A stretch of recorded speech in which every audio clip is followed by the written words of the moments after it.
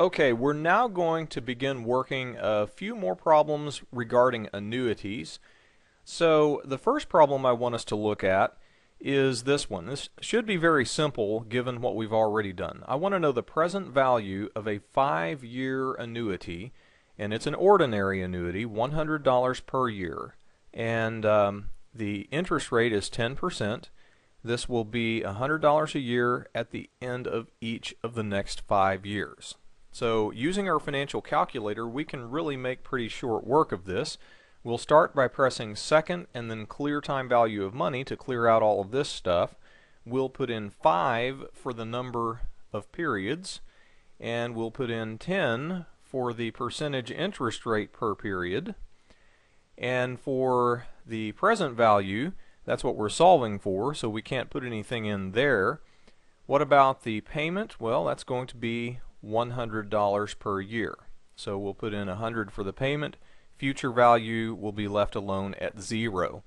Now we go ahead and compute the present value, and we find out that it is $379.08. Okay, so that's good information, good to know. But now I would like to ask a couple more questions. What if this hadn't been a 5-year annuity, but instead it was a 10-year annuity? So it goes on twice as long. Instead of getting $100 a year for 5 years, I get $100 a year for 10 years. That's obviously better. That annuity is obviously more valuable, but exactly how much more valuable is it? I wouldn't expect it to be twice as valuable because those second 5 cash flows, you know, the $100 a year in years 6 through 10 that I get, those are further out on the timeline. And consequently, they're not going to be worth as much as the nearer term cash flows. But it still should be worth more. Let's see exactly how much. To find out, all we've really got to do is change N. Everything else can stay the same. We just want to change N to 10 years. So I'll go ahead and type in 10 and push N, and then compute present value, and I'll find out that the answer is $614.46. So it's not a surprise that it's more than our previous answer. It's also not a surprise that it's not quite double. It's less than double, but it certainly is more. Okay, what if it was a 25-year annuity? Well, I would certainly expect a higher present value in that case. I mean, 25 years is more than twice as long as 10 years.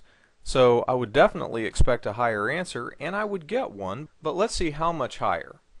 So we'll put in 25 for the value of N, and then we'll recompute the present value, and the answer is $907.70. Okay, interesting.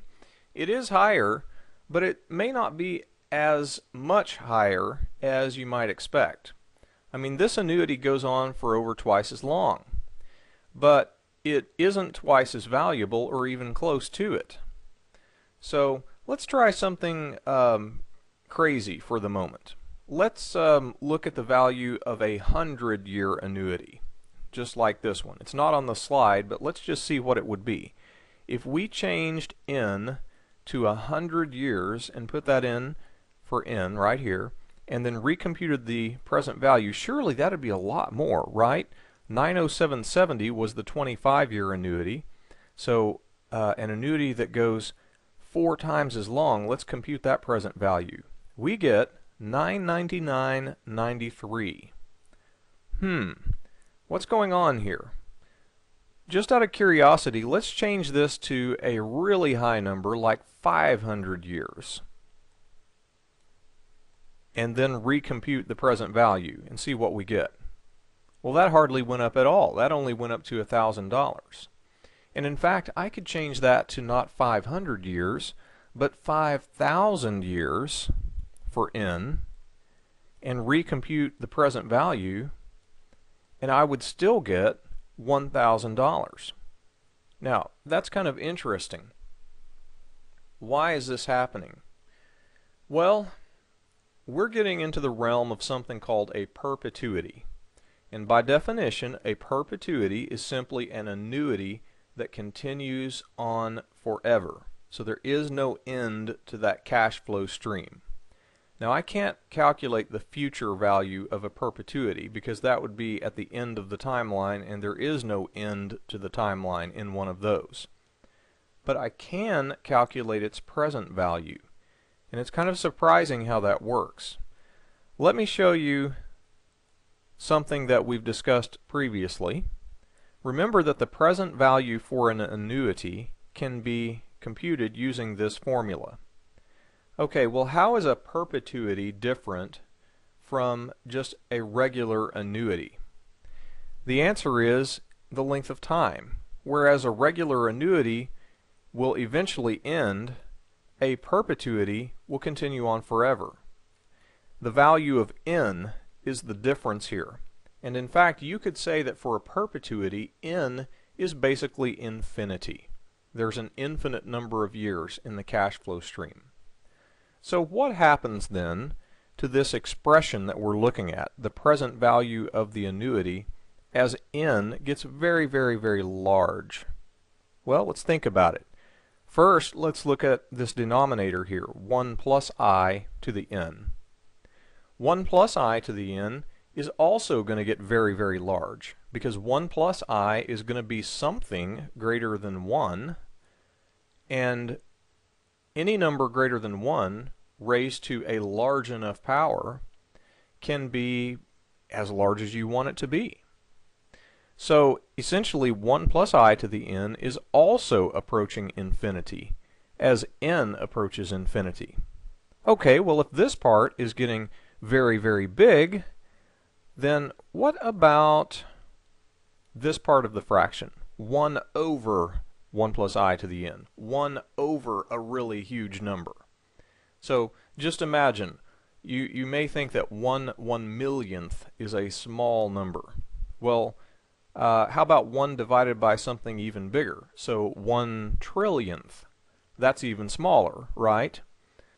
So when you take 1 over effectively an infinite number, what do you get? You get 0. Okay, effectively that turns into 0. And so the present value of a perpetuity ends up being like this. It's the payment times 1 minus 0, which we just figured out, divided by I. Well, I'm sure you know that 1 minus 0 is of course just 1, and then you've got payment times 1 over I, and that's just going to be the payment divided by I. Look how simple that formula gets. You might think that when you have an annuity that continues on forever, that valuing it would be very complicated, when in fact it's very easy. All you've got to do, if you have a $100 annuity that continues forever and the interest rate is 10% per year, all you've got to do is take the payment of $100 and divide by the interest rate in decimal form, and you get 1,000. It's kind of surprising that an annuity that continues on forever can actually have a finite value, but it is true. And the reason why is because as you go further and further out in time, the present values of those far out cash flows on the timeline become progressively smaller and smaller to where they're effectively very, very close to 0. Okay, now I want to show you something different. I want to work a different problem, and you may be astounded by the results of this problem. Alright, so here's what we're going to look at. Here's the situation. Let's suppose that you have a 20-year-old student who wants to get started early saving for retirement. And what she's going to do is save $3 a day. $3 a day you could come up from just about anywhere. Some people spend that money on fast food every day. Some people may spend it at the vending machines every day. So it's probably not too hard to find $3 a day for a person. Okay, so you take that money, and for simplicity we're going to say that she just stuffs it in the sock drawer or something at the end of every day. But then at the end of each year she's going to take all that money, and $3 a day times 365 days in a year would be $1,095. Okay, so effectively what's going on is she's saving $1,095 per day, in a brokerage account with an expected rate of return of 12% per year. Now that's not all that far-fetched, because the historical evidence does show that when you invest in a broad array of stocks from the U.S. market, if you're looking over the last 80 years, a 10 to 12% rate of return is reasonable. That's what the stock market has historically returned over about the last century. So not just anything will return 12% per year, but if you put it in a broadly diversified stock mutual fund, that's not unreasonable at all to think that you could achieve that. Okay, so then the question is, if you do this, you invest $1,095 a year, how much will you have when you're ready to retire, let's say at age 65? Well, let's find out. It's actually pretty easy to figure out. We're just going to use our time value of money solver again. We're just going to say second clear time value of money to clear everything out from previous problems. We're going to put in the value for N, and how much is that? Well, she's 20 years old and we're going until she's 65. So that's going to be 45 years. 45 is N. And we're also going to say that 12% is the interest rate per year. As for the present value, there's nothing there to begin with. If she did have something already saved, we'd put it in with a negative sign. On payment, that's going to be the $1,095 per year.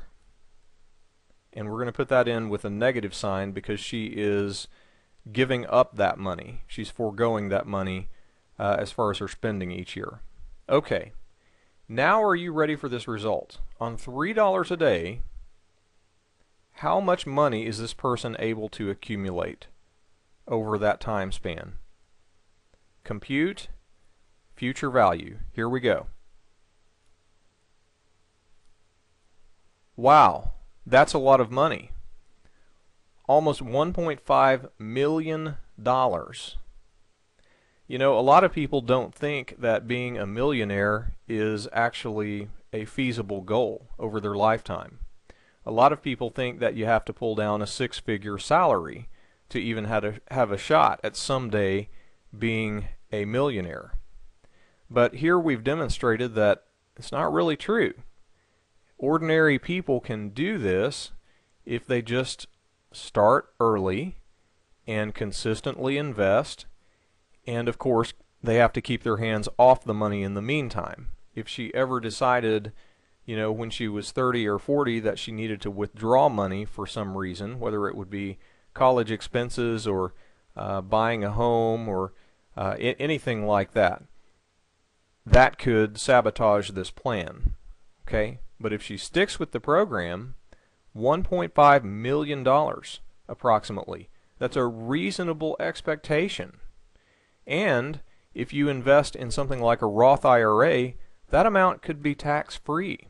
A person is allowed to invest, under current law anyway, as of 2010, up to $5,000 per year in a Roth IRA. It's possible by the time you listen to this recording that the law may have changed, and that could go either up or down. But still, there is a substantial opportunity to accumulate wealth, and it very well could be even in a tax-free setting for a lot of people. Okay, truth is that despite this result, a lot of people don't want to do that.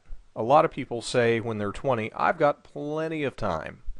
And in fact, this new job that I got, I don't really want to sign up for the 401k and put money in there.